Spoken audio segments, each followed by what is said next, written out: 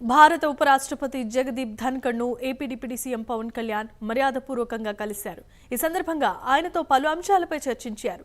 Parliament సమావేశాలు జరుగుతున్న నేపథ్యంలో ఆయన బిజీ షెడ్యూల్లో ఉన్నప్పటికీ సమయాన్ని కేటాయించడంపై ఉపరాష్ట్రపతికి పవన్ కళ్యాణ్ ధన్యవాదాలు తెలిపారు. పరిపాలనాపరమైన అంశాల్లో ఉపరాష్ట్రపతి తెలియజేసిన అంశాలకు కృతజ్ఞతలు తెలుపుతూ ట్వీట్ చేశారు.